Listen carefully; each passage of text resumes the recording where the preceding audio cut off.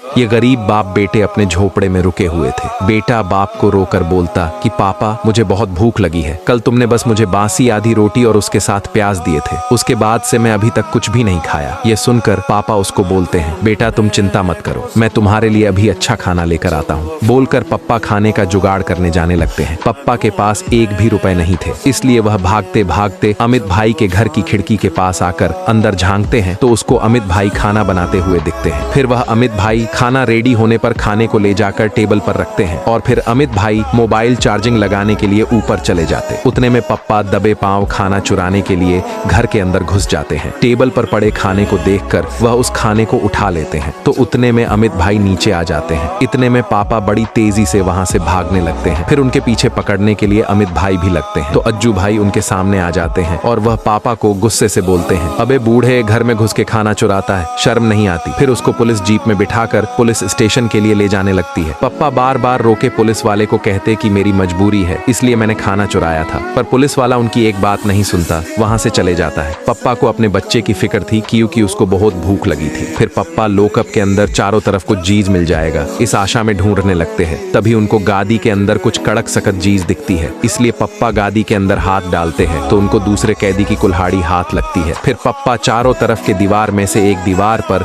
जोर जोर से कुल्हाड़ी मारते हैं। दीवार कमजोर होने के कारण वह 5 मिनट में ही टूट जाती है। इस मौके का फायदा उठाकर पप्पा वहां से भाग निकलते हैं। वह पुलिस वाला फिर उनके पीछे लगता है। पप्पा कंटेनर के पास से निकलते हैं, वह वहीं फंस जाता है। वह कुछ ही घंटे में अपने झोपड़ी के पास आ जाते हैं। अंदर जाकर देखते हैं तो उनका बेटा भूख के कारण बेहोश हुआ पड़ा था। फिर पापा उसको उठाकर अस्पताल में लेकर आते हैं। वह नर्स बेटे का इलाज कर रही थी। उतने में वही पुलिस वाला अपनी जीप लेकर अस्पताल के बाहर आ जाता है और पप्पा पर आकर गन तान देता है। उसके बाद पुलिस वाला उनको अरेस्ट कर फिर से जीप में लेकर जाने लगता है। दूसरी तरफ बच्चे को होश आता और वह उठ जाता है। वह खुद को अस्पताल में पाकर डर जाता है और उसको कुछ भी समझ में नहीं आता। वह जल्दी जल्दी वहां से भागने लगता है और सड़क से सीधा भागकर कहां तो जाने लगता है। तभी बच्चा थोड़ा और आगे जाकर देखता है तो उसको एक शेर राइस्टार को खाने के लिए हमला कर रहा था। राइस्टार रोके अपने जान की भीख शेर से मांग रहा था। बच्चा राइस्टार को मुसीबत में देख राइस्टार के पीछे आकर एक झाड़ू को हवा में घुमाने लगता है